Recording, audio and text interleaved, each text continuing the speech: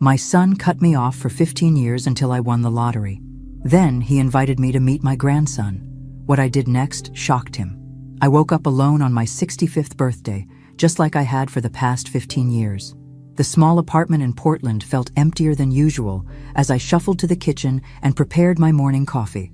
One sad little card sat on my table, from the church, the only one that remembered. Beside it, the photo of my son Richard, frozen in time 15 years ago. The last photo I had of him. I touched his face through the glass, remembering the little boy who once couldn't sleep without my goodnight kiss, who'd crawl into my bed during thunderstorms. How did we get here? How did I become the mother whose son pretended she didn't exist? Working double shifts as a nurse after his father walked out wasn't a choice. It was survival. Every extra hour meant Richard could have the books he needed, the sports equipment, eventually college tuition, paid in full by me. But to him, those hours translated to abandonment. My financial caution became controlling. My guidance became interference.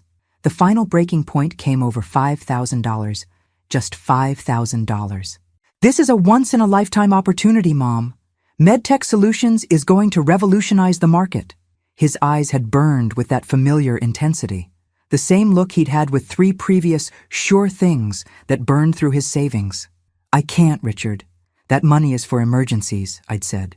His face hardened into something I didn't recognize. You've always been like this, controlling, untrusting. How can you say you love me, but not trust me? It's my money you want, not my love, I replied. Words I'd regretted every day since. I made a decision that morning of my birthday. No more lonely anniversaries. 3 hours later, I was parked outside his Seattle home. A beautiful 2-story house in a neighborhood I could never have afforded on my nurse's salary. Through the window, I could see balloons. Of course, we shared the same birthday. My son was turning 40 today. My hands trembled as I rang the doorbell. The laughter inside immediately died. Footsteps approached, and then Richard, looking successful in his expensive sweater, his face instantly hardening at the sight of me. What are you doing here? The words fell like ice between us. Before I could answer, a woman appeared beside him. Vanessa, his wife. She assessed me with cool disdain. Today's not a good time, Richard said, already closing the door. But not before I caught a glimpse of a child running through the living room. A boy I'd never met. My grandson. Please, I whispered. I just wanted to wish you happy. You're not welcome here. I thought I made that clear. The door closed in my face, leaving me standing alone on the porch, tears streaming down my cheeks as the party resumed inside without missing a beat. 15 years of separation, and my own son couldn't spare me 5 minutes on our shared birthday. I drove home wondering what hurt worse, being rejected again, or knowing there was a child in there who didn't even know I existed. Months passed. I tried to bury myself in volunteer work at the local library, where pages that needed organizing didn't judge or reject you. That's where I met Eleanor, an elegant retired attorney with sharp eyes that missed nothing. You're carrying something heavy, she said one afternoon, sliding into the chair across from me. I recognized the look. At first, I deflected, but something about Eleanor's no-nonsense approach broke through my walls. Soon I was telling her everything. Richard, the estrangement, my birthday disaster. Have you tried writing him? She asked. I laughed bitterly. Letters, emails, birthday cards, 15 years worth, either returned unopened or ignored completely. Eleanor nodded thoughtfully. But have you written the truth? Not what you think he wants to hear, but the raw truth? That night, I wrote by hand until my fingers cramped. I poured everything onto those pages. How my controlling nature came from terror of losing him like I'd lost his father. How watching him from a distance through mutual acquaintances had been my only connection to his life. How desperately I wanted to know my grandson. No excuses, just truth and an apology. 3 weeks later, a manila envelope arrived. My hands shook as I opened it, hope rising like a foolish bubble. Inside were the torn pieces of my letter, ripped into jagged confetti. A yellow post-it note read simply, "Stop trying to enter our lives." I sat motionless, the torn pieces of my heart scattered across my lap, just like the letter. In my bedroom closet was a box containing 15 years of unsent birthday gifts for a grandson who didn't know me. That night, I added the torn letter to the collection. At the library the next day, I overheard a mutual acquaintance mention Richard had been promoted to Vice President of Marketing at Bright Path Industries. Not MedTech Solutions, the company he'd wanted my $5,000 for. A quick internet search revealed MedTech had gone bankrupt 2 years after our falling out. Curiosity led me deeper online. Richard's social media showed a carefully curated life, a beautiful family vacationing in exotic locations.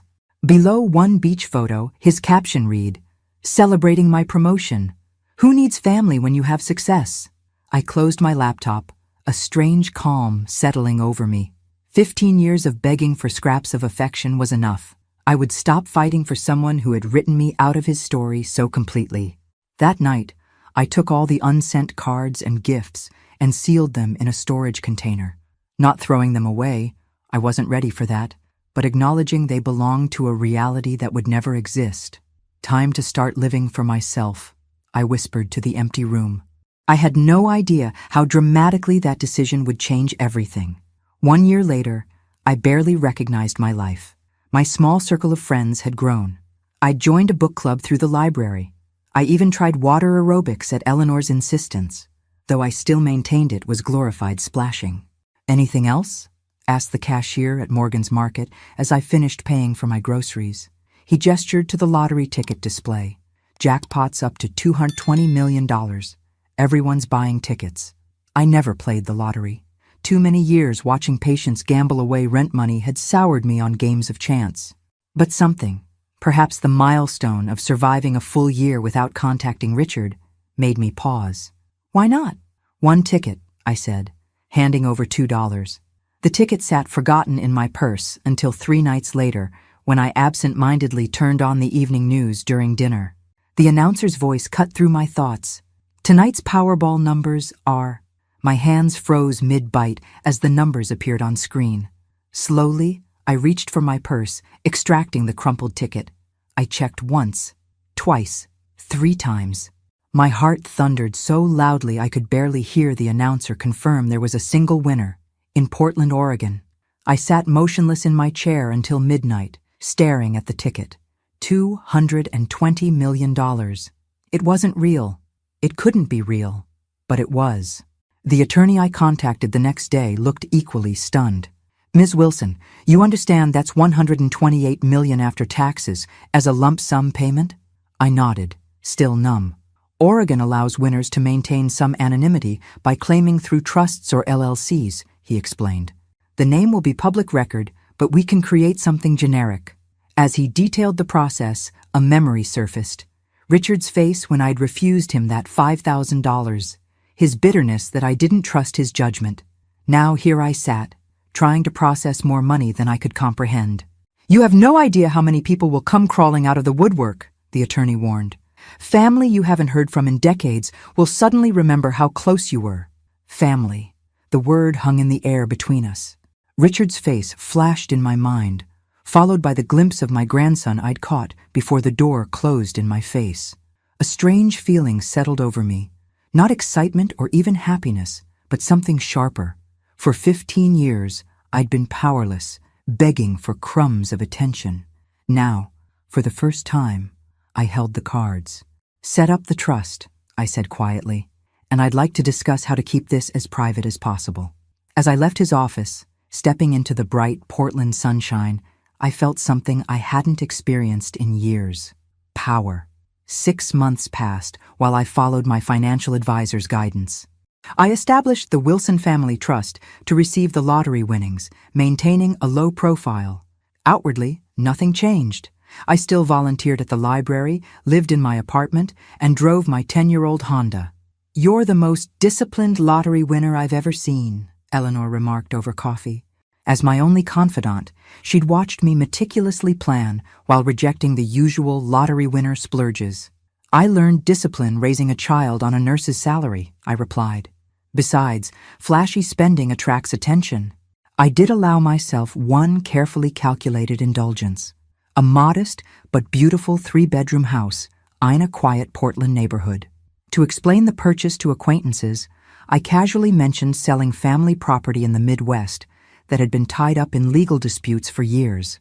6 months after claiming my winnings, I was arranging books at the library when my phone buzzed with an email notification.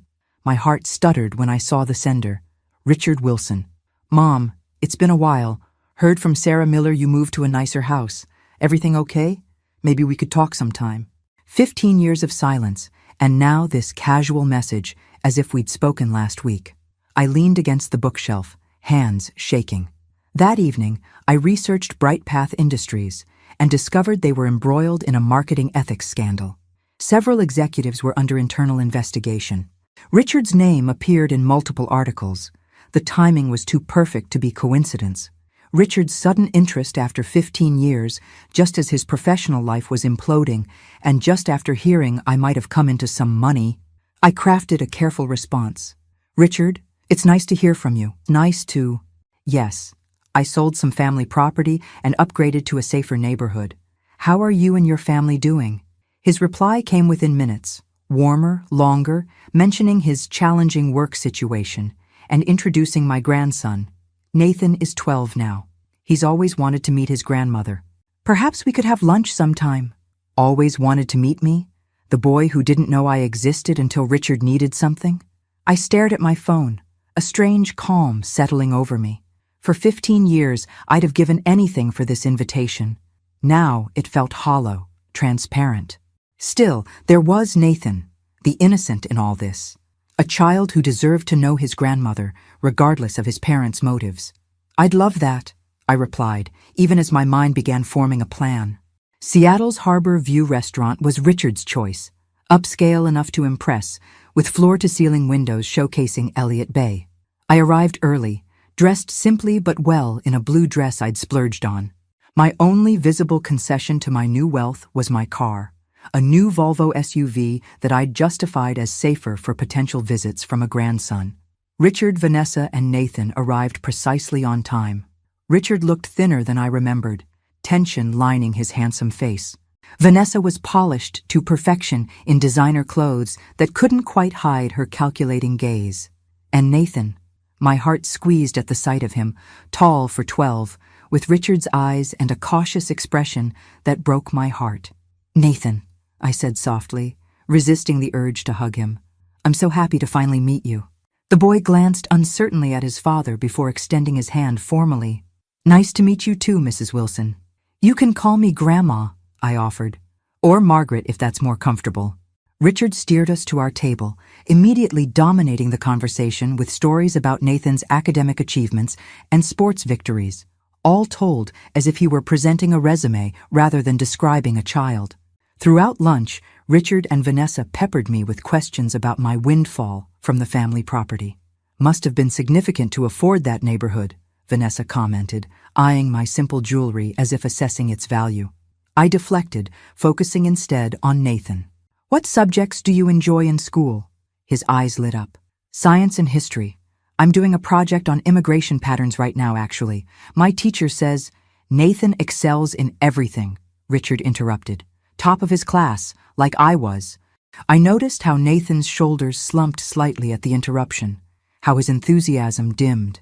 It reminded me painfully of Richard at that age, when his father would dismiss his accomplishments. When the check arrived, Richard patted his pockets theatrically.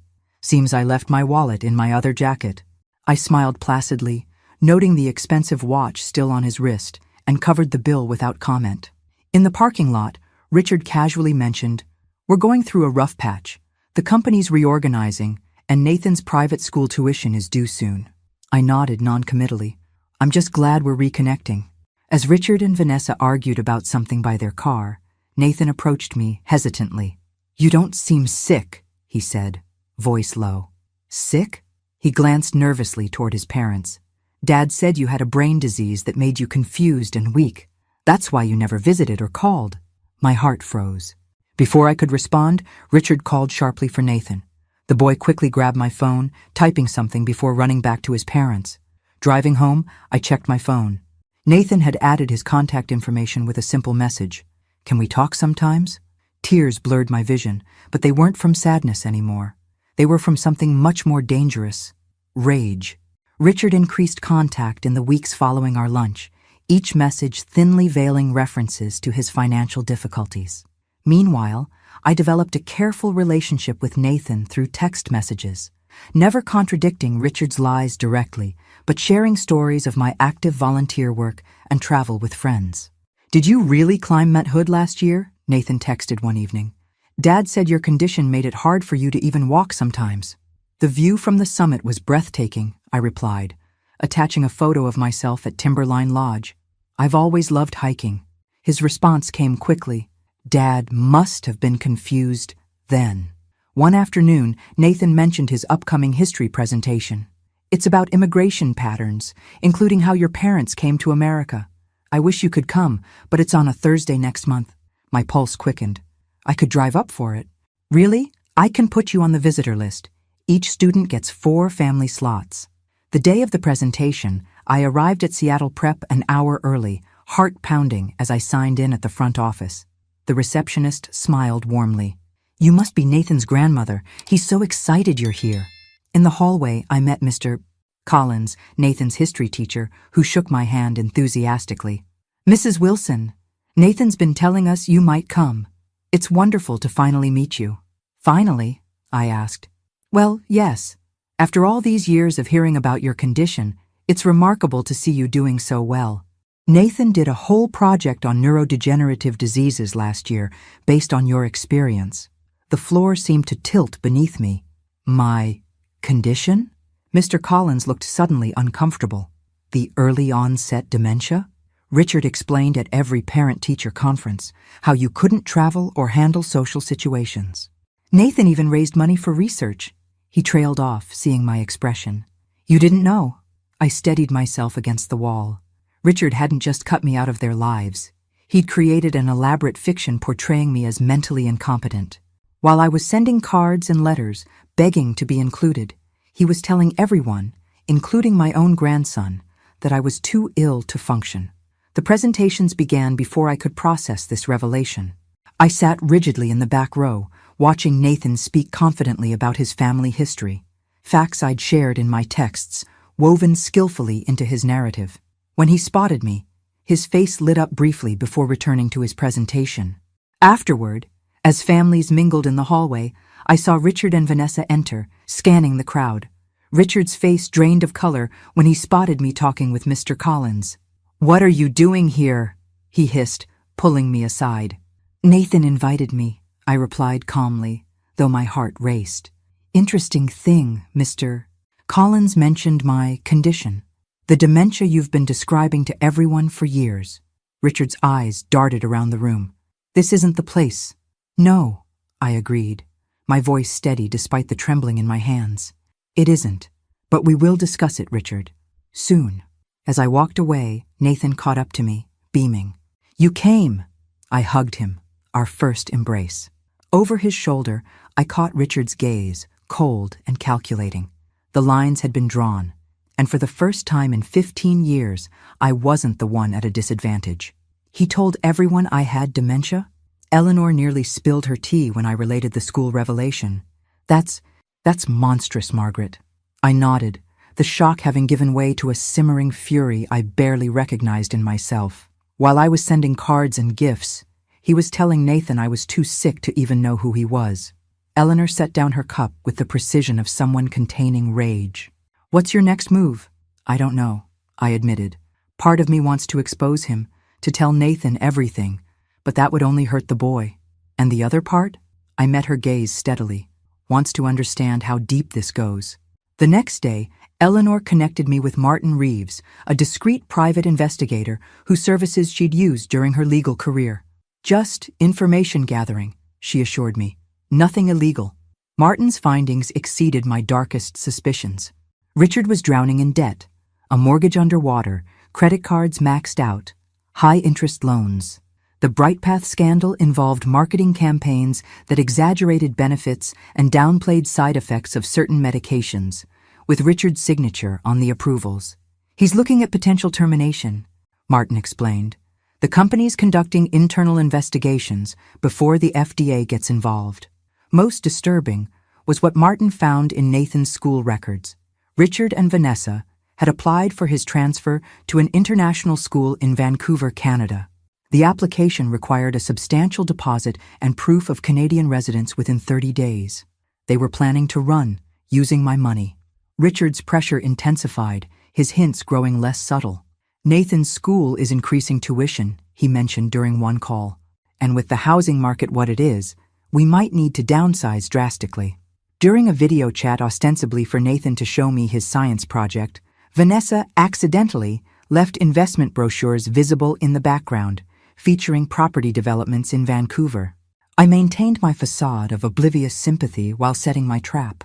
I mentioned my planned visit to a financial advisor, adjusting my will to include Nathan, and arranged for Vanessa to accidentally glimpse substantial bank statements in my purse during a brief coffee meeting, showing only a fraction of my wealth, but enough to hook them completely. "This is wrong," I whispered to Eleanor after describing my manipulations. "I'm becoming as calculating as they are." She squeezed my hand. "The difference is your endgame. They want to use you and disappear. You want to protect Nathan and possibly rebuild something real." That night, Nathan texted me, "Dad and Mom are fighting a lot. I heard them talking about Vancouver again. Dad says you're the solution to everything if he can just close the deal soon." What does that mean? I stared at my phone, heartbreaking for this child caught in his parents' schemes. Whatever happened next, Nathan deserved better. "I'm not sure, sweetheart," I replied, "but don't worry. I promise I'll always be here for you, no matter what." It wasn't a promise I would break, not like the ones Richard had been making all these years. "I appreciate you making time for dinner, just the two of us," Richard said, his smile not quite reaching his eyes. He'd chosen another expensive Seattle restaurant, far beyond what his financial situation should allow. "Of course," I replied, studying my son across the table. In the soft lighting, I could still glimpse the boy I'd raised, a flicker beneath the mask of the desperate man he'd become. Richard launched into an obviously rehearsed speech about family reconciliation, carefully crafted to pull at my heartstrings. "I've been too proud," he admitted with practiced humility, "holding on to old grievances when we should be coming together as a family." I nodded encouragingly, noticing how his eyes flicked to my purse beside the table. "Nathan adores you," he continued. "He talks about you constantly. Having his grandmother in his life has been so meaningful." "I treasure our relationship," I said truthfully. "He's a remarkable boy." Richard leaned forward, voice dropping. "Mom, I've been meaning to discuss something important. An opportunity that could solve several problems at once." Here it comes, I thought. "I'm starting a new venture, a consulting firm focused on pharmaceutical marketing compliance. The irony, right?" He laughed without humor. "With my insider knowledge of what not to do, I could help companies navigate regulations ethically." I maintained an interested expression as he outlined his business plan, noting how the projected startup costs conveniently matched his current debt load. "I'm offering you a chance to invest in something meaningful," he concluded. "Not just a business with excellent return potential, but in our family's future. If you help with this startup and maybe assist with our current cash flow challenges, I promise you'll be a permanent part of Nathan's life." My son was literally selling access to my grandson. "You're not asking for charity," I repeated his words back to him. "You're offering a partnership, in business and family." He nodded eagerly. "Exactly. And we'd be nearby. Well, relatively nearby." "Oh?" "Vancouver has an emerging biotech sector. Nathan's already on the wait list for Cambridge International Academy there. It's very exclusive, only accepts 50 students per grade. We need to secure his spot with a deposit by next week." I took a sip of water, buying time. "Vancouver? British Columbia? That's quite a move. A fresh start," he said smoothly. "For all of us. You could visit any time." Just as Martin had discovered, they were planning to take my money and flee across the border. "I'll need to think about it," I said carefully. Richard's smile tightened. "Don't take too long. These opportunities have timelines." That night, a text from Nathan appeared. "Grandma, I overheard Mom and Dad fighting after you left. Dad said they need to close the deal with the old lady before she changes her mind. I think they meant you. They're talking about moving to Canada, but they haven't told me anything. Please don't tell them I said this." I sat in the darkness of my bedroom, a strange calm settling over me.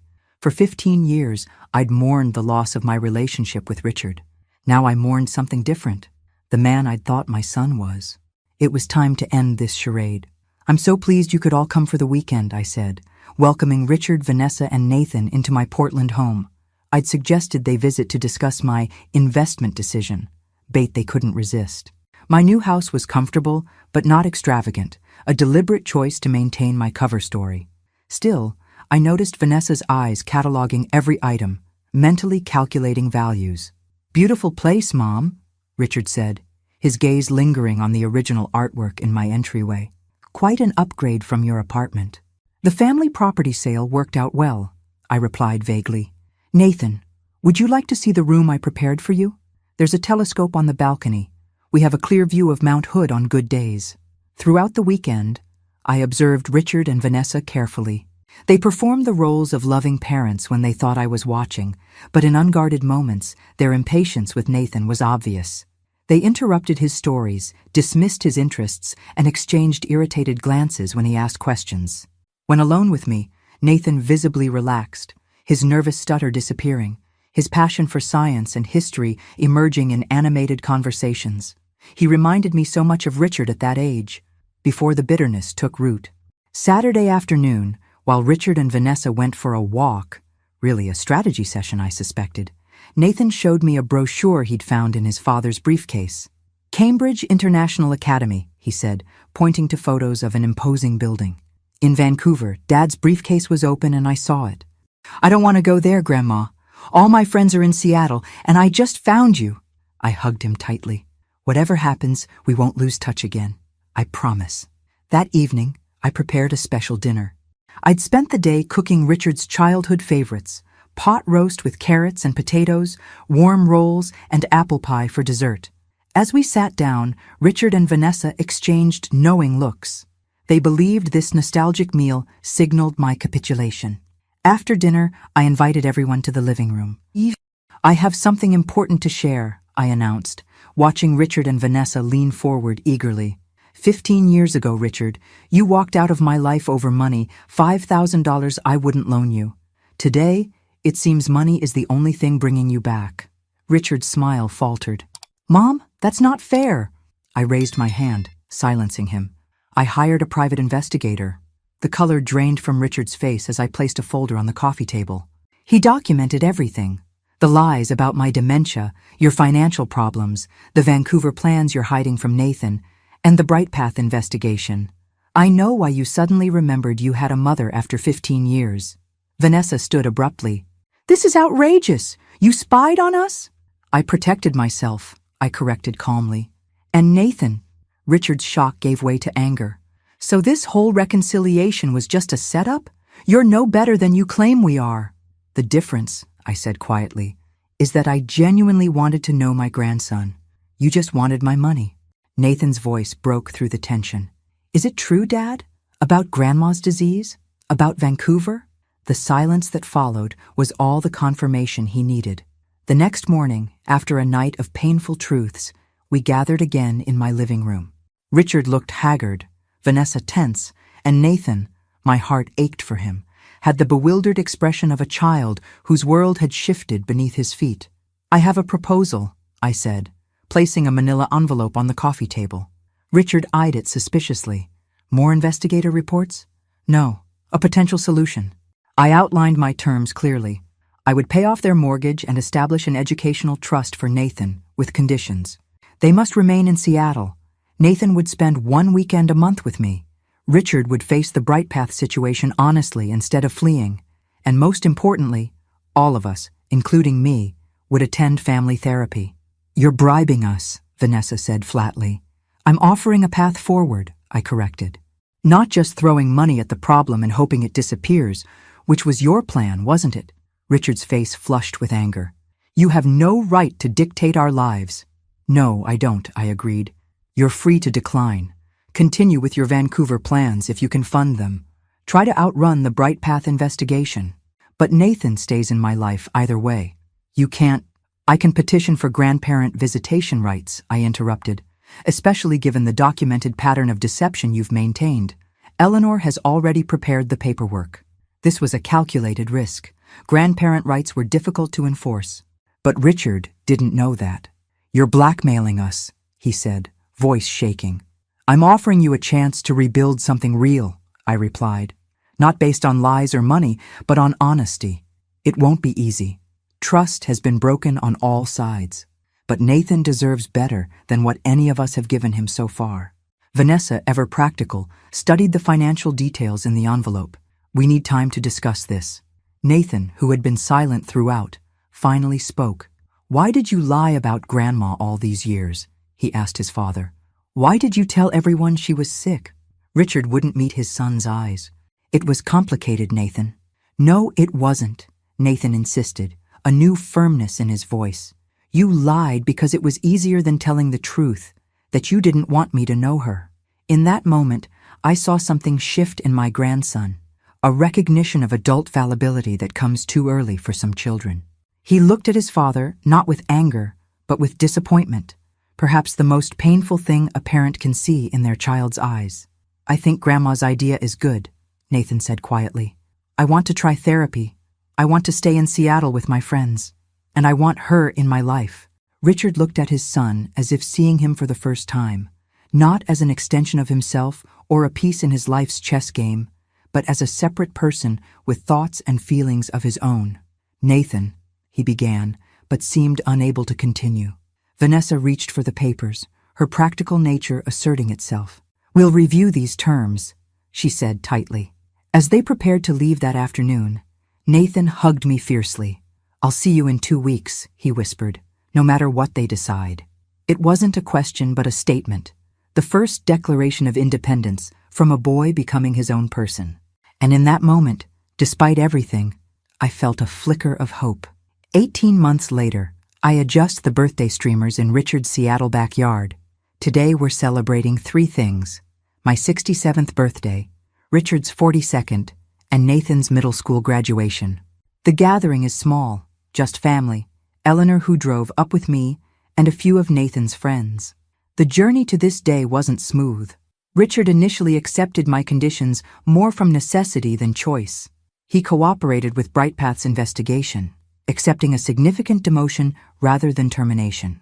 Vanessa briefly considered divorce, but eventually recognized her own role in their problems, her status seeking and willingness to overlook questionable choices to maintain their lifestyle. Our therapy sessions revealed painful truths: Richard's resentment over my long working hours when he was young, my fear of abandonment after his father left, Vanessa's insecurities stemming from her own dysfunctional family. We uncovered layers of hurt that had been festering for decades. The first 6 months were the hardest. Richard would shut down emotionally during sessions. Vanessa alternated between cooperation and passive aggression. I confronted my own guilt about controlling Richard too tightly in his youth. Nathan, caught in the middle, gradually found his voice, forcing us adults to see how our actions affected him. Nathan's monthly visits to Portland became sacred time, initially accompanied by either Richard or Vanessa, later on his own once he turned 14. These visits provided respite from the tension that often lingered at home and created space for honest conversations away from the pressure of daily life. Slowly, almost imperceptibly, things began to change. Richard, faced with the consequences of his choices and seeing how Nathan flourished with me in his life, started lowering his defenses.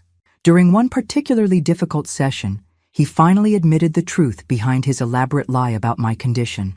"It was easier to say you were sick than to admit I cut you out because of pride." And then I was trapped in the lie for years. Now, watching Nathan show Richard his science fair project on the patio, something unimaginable a year ago, I feel Vanessa approach with 2 glasses of lemonade. "He still struggles to say it," she says, nodding toward Richard. "But things are changing. He talked about you yesterday, good memories he'd forgotten." "Families are complicated," I reply. "None of us gets it right all the time." Later, after everyone leaves, Nathan gives me his gift, a photo album he's created throughout the year, mixing old pictures of Richard and me with new ones of all of us together. On the last page is a recent photo of the 4 of us, with a simple caption, "Family, imperfect, but ours." I realized then that my true victory wasn't the lottery, which remains a secret I never fully revealed, though Richard and Vanessa occasionally speculate about the true source of my funds. My victory was rediscovering that family isn't built on perfection, but persistence. Not with money, but with time. Not with revenge, but with the courage to face difficult truths and begin again, even when it seems impossible. That night in my hotel room, I finally opened the box where I'd kept the torn pieces of my letter and the gifts never delivered. I select a few items to preserve as mementos of the journey, not as symbols of bitterness, but as markers of a difficult path that finally led somewhere better. The past can't be erased, but the future is still being written, one day at a time. Thanks for listening. Don't forget to subscribe and feel free to share your story in the comments. Your voice matters.